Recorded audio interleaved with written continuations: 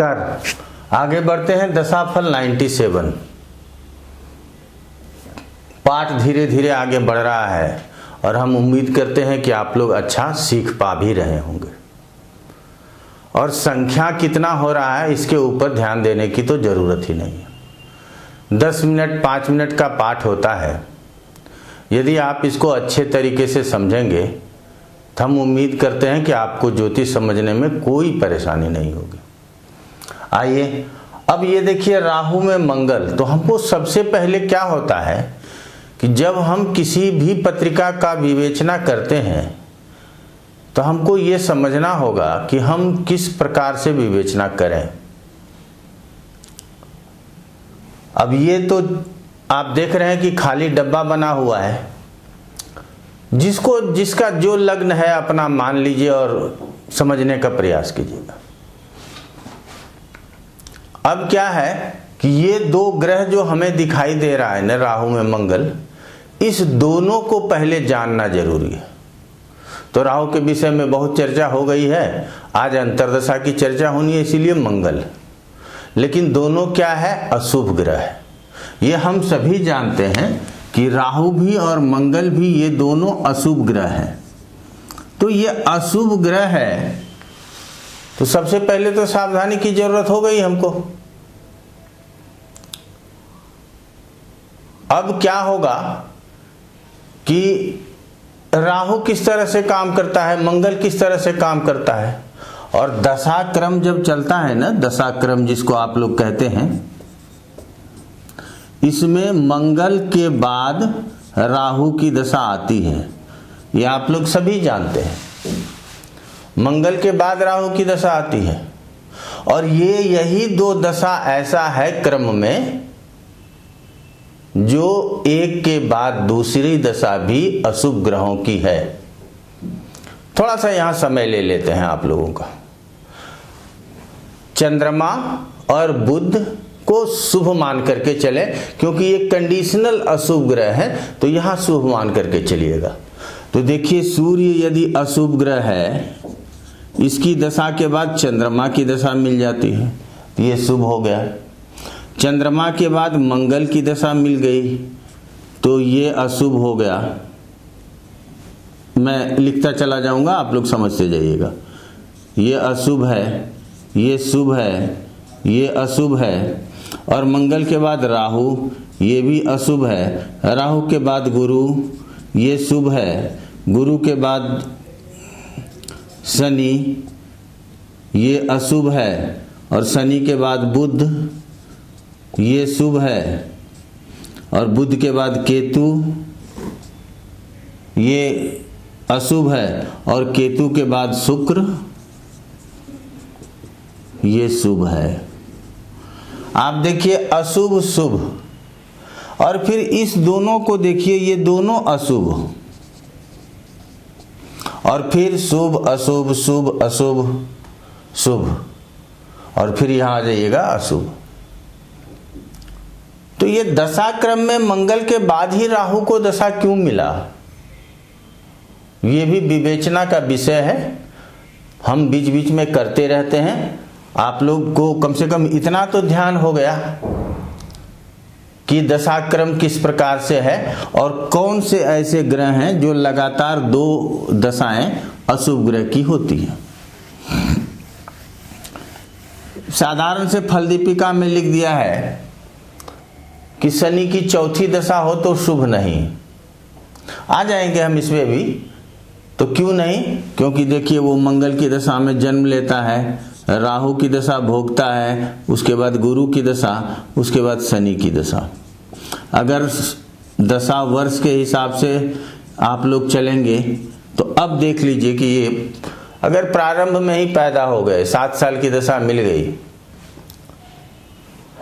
तो 25, 10, 35 और 6, 41, अब 41, अर्थात ये मान के चलिए कि आफ्टर 35 जो है आपको शनि की दशा मिल जाती है। और इसमें क्या है, ये भी अशुभ ग्रह की दशा मिली बचपन में, ये भी अशुभ ग्रह की दशा मिली, यहाँ थोड़ा शुभ मिला और फिर से अशुभ मिल गया। तो कैसे इसकी दशा बहुत अच्छी गुजरेगी। इसीलिए कहा गया है कि शनि की चौथी दशा बहुत शुभ नहीं होता। तो हम लोगों को हर विषय को ना सावधानी से समझना है। समझ में क्यों नहीं आता? क्योंकि लोग इसके ऊपर बहुत चर्चा करते नहीं। चर्चा क्या जो कर लेते हैं जिसकी आपको जरूरत है नहीं, क्योंकि आप डरते हो इसीलिए आपको डरा दिया जाता है।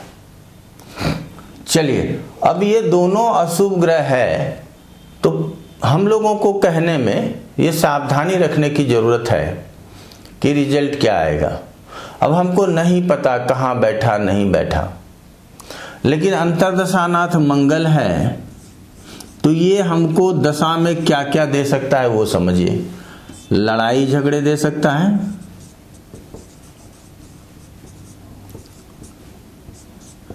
बुखार दे सकता है, फोला आदि हमको दे सकता है, जैसे पानी का फोला बन जाना या और कुछ भी किसी भी तरह का। दुर्घटना दे सकता है,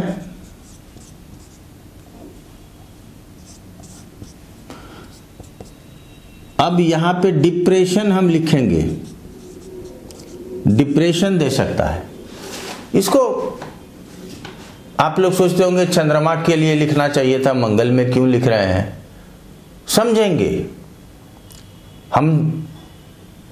सैकड़ों पत्रिका के ऊपर आप देखेंगे या तो मंगल की दशा गुजार ली या मंगल की दशा गुजार रहे हैं जातक डिप्रेशन में है,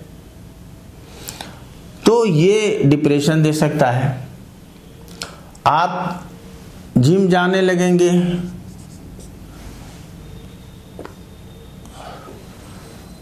अपने शरीर के ऊपर ज्यादा ध्यान देने लगेंगे, यही हुआ जिम जाना या एक्सरसाइज करना। दुस्साहस वाला काम करेंगे, दुस्साहस। अब ये क्या होता है जो करना नहीं चाहिए। आप जानते हैं कि हम 10 फीट 15 फीट ऊंचाई से कूदेंगे तो पैर टूट सकता है, लेकिन मंगल की दशा है, कूद गए, बाद में जो होगा देखा जाएगा। तो ये परिणाम तो मिलना ही मिलना है। अब इसमें अच्छा लड़ाई झगड़े से हो सकता है कि मंगल अच्छा है, लड़ाई झगड़े हुए आप विजयी हो गए, अधिक से अधिक रिजल्ट क्या हो सकता है वो समझिएगा। और कमजोर है तो लड़ाई झगड़े हुए आप ही को मार पड़ गई या हार गए। बुखार पहले से अगर कोई शिकायत हो तो ठीक हो सकता है, मंगल आया है जरूरी नहीं है कि बुखार देगा ही, लेकिन इसकी संभावना होती है। दुर्घटना ये किसी भी स्थिति में देने का प्रयास करता है, लेकिन यदि मंगल अच्छे स्थिति में है तो उस दुर्घटना से नुकसान नहीं होगा, और मंगल की स्थिति खराब है तो दुर्घटना से नुकसान हो जाएगा, हाथ पांव का टूटना कि कोई किसी भी तरह का, यहां तक कि जान तक जाने की खतरा हो सकती है। डिप्रेशन, इसको समझना पड़ेगा आपको, ये मेडिकल एस्ट्रोलॉजी में हम बहुत अच्छे तरीके से समझाते हैं। बॉडी के ऊपर ध्यान देना और दुस्साहस का कार्य करना, ये मंगल के अंतर्दशाओं में आप करेंगे। ये मंगल का साधारण फल है जो करना है। अब विशिष्ट फल के लिए जहां भी स्थित होगा, मान लीजिए दूसरे में स्थित है, तो उस समय क्या चाहेंगे कि दोनों हाथ से धन आए, हम समेटे। यहां पे है तो सोचेंगे कि हमारा पराक्रम बढ़े, लोग हमको भी जाने कि हम भी कोई इंसान है, अब हमारी प्रवृत्ति दबंग की हो। चतुर्थ में रहेगा तो सोचेंगे कि प्रॉपर्टी खरीद लेना चाहिए। पंचम में रहेगा तो विवेकपूर्ण तरीके से काम करेंगे, और संतान का यदि समय है, नवदंपति हैं तो संतान के लिए भी सोच सकते हैं। यहां भी स्थित होगा तो यहां दृष्टि होगा, उस समय भी संतान की बात हो सकती है। और यदि 55-60 साल के हैं तो संतान के विवाह आदि की भी बात हो सकती है, हायर एजुकेशन की बात आप पूछ सकते हो। छठे में है तो वही लड़ाई झगड़े, केस मुकदमा, रोग आदि का भय। सप्तम में है तो पत्नी के साथ, पति के साथ, पार्टनर के साथ ये या पत्नी बीमार हो जाए, हम नहीं दुर्घटनाग्रस्त हुए, पत्नी को चोट चपेट लग जाए, हम कोई दुस्साहस का काम नहीं कर रहे हैं, हो सकता है कि हमारी पत्नी या पति दुस्साहस का काम कर जाए। अगर 8वें में है तब तो ये इससे सबसे ज्यादा सावधान रहने की जरूरत है, दुर्घटना से। और 8वें में है और शनि राहु केतु एक्सिस, शनि से दृष्ट राहु केतु एक्सिस ले रहा है, तब तो निश्चित रूप से दुर्घटना होगा और दुर्घटना सीवियर होगा, वो आपको भारी पड़ने वाला है, ये ध्यान रखने की जरूरत है। और राहु के अंतर में है तो ज्यादा ध्यान देना है, क्योंकि ये भी अशुभ है। अब आगे बढ़ते हैं। 9 में है, ठीक है, कोई दिक्कत नहीं है, लेकिन ये इन सभी फलों को देखना है। साथ में पिता के साथ मतभेद हो या पिता के साथ बहुत क्लोजनेस हो, और धार्मिक कृत्यों में रुचि हो जाए। कहेंगे कि सर अगर ऐसा वाला अष्टमेश होगा तो मंगल अगर यहां मेष राशि और ये यहां चला गया तो उस समय पिता के जान को भी खतरा है, और आप धार्मिक अनुष्ठान करेंगे, हो सकता है उसमें आग वगैरह का भी भय हो। तो हमको अलग अलग तरीके से समझना है। 10वीं में मंगल दिग्बली होता है, चाहे राशि कोई भी आ जाए। काल पुरुष के पत्रिका में 10वीं में मंगल उच्च का होता है, तो 10वीं में मंगल है तो हम अपने पराक्रम से हम अपने जीवन में आगे बढ़ेंगे, तरक्की करेंगे। अगर उम्र पढ़ाई लिखाई की है तो वहां भी ताकत लगा देंगे। उम्र जॉब करने का है तो वहां भी पूरी ताकत लगाएंगे। और रिटायरमेंट का है, ठीक है, उसके बाद भी कोशिश करेंगे कि कोई काम मिल जाए, घर द्वार बना लें, वाहन आदि का सुख प्राप्त कर लें। और एकादश में तो सभी ग्रह को प्रशस्त कहा गया, और द्वादश में मांगलिक हो जाएगा, ये हम बताते नहीं हैं, आप जानते हैं। लेकिन द्वादश में है तो अपव्ययी होंगे, जैसे तैसे पैसे खर्च कर लेंगे। तो अब यहां पे क्या होता है कि जिस भाव में है तथा जिस ग्रह के साथ है और जिससे प्रभावित है, दृष्टि है, पाप कर्तरी है, तो शुभेर एवं शुभम फलम। अगर शुभ के साथ है, शुभ से दृष्ट है, शुभ युत है, तो फल शुभ होगा, और अशुभ के साथ यदि है तो फल अशुभ होगा, ये जानना है। और साथ ही ये भी जान लीजिए कि जो मंगल की दशा राहु में है, ये आखिरी दशा है। 2 चीज सब बता देते हैं, दशा छिद्र और छिद्र दशा, ये दोनों में अंतर है। आचार्य जी लोग बोल लेते हैं जो भी दशा छिद्र है, छिद्र दशा है, उनको पता नहीं अंतर करना है नहीं करना है। चलिए, तो दशा छिद्र क्या कहते हैं कि ये राहु की दशा समाप्त होने वाली है, इसीलिए आखिरी दशा को दशा छिद्र कहते हैं। तो ये मंगल की क्या है, दशा छिद्र। अब ये राहु का दशा छिद्र चल रहा है, राहु में मंगल।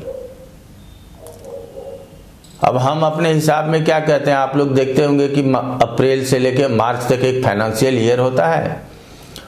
आपने क्या कमाया, कितना नुकसान रहा, अगर कुछ आपने टारगेट रखा है तो मार्च में ताकत लगा दीजिए और फिर अपना टैक्स वैक्स जमा करके फ्री हो जाइए।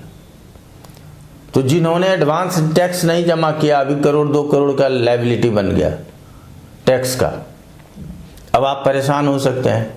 जो पूर्व से ही करते आए हैं उनको परेशानी नहीं होगी। तो दशा छिद्र परेशान कर सकता है, इस बात को समझते हुए हम पहले से ही अपना सब चीज ठीक करने का प्रयास करेंगे।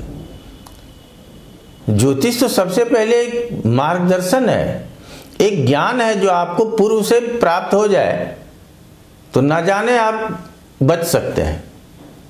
मंत्र पढ़ के बचेंगे कि नहीं बचेंगे पता नहीं, कई प्रकार के टोने टोटके करके बचेंगे कि नहीं बचेंगे पता नहीं, लेकिन अगर ये ज्ञात हो कि ये इस तरह का परिणाम देगा तो हमको सावधान रहने की जरूरत है, तब आप जरूर बच सकते हैं। और इसी को कार्मिक रेमेडी कहते हैं। कार्मिक रेमेडी में न जाने लोग क्या क्या बोलने लगे हैं, तो अब आ गए हम कि राहु में मंगल की दशा यहां अब समाप्त हो गई। तो राहु में मंगल ही एक ऐसा ग्रह है, जब देखिए राहु राहु शुरू में हो गया और राहु मंगल बिल्कुल आखिरी में हो गया। तो ये जो अंतर आ गया, क्यों? नहीं तो राहु में राहु फिर राहु में मंगल ऐसे अगर दे दिया जाता तो और कितना कष्ट होता। चलिए इसी तरह से पाठ को छोटा छोटा अध्ययन करते रहें, और कोई परेशानी हो जाए कभी भी संपर्क कीजिए, किसी भी माध्यम से कीजिए, जवाब जरूर मिलेगा। आज इतना ही। आप लोगों का बहुत बहुत धन्यवाद।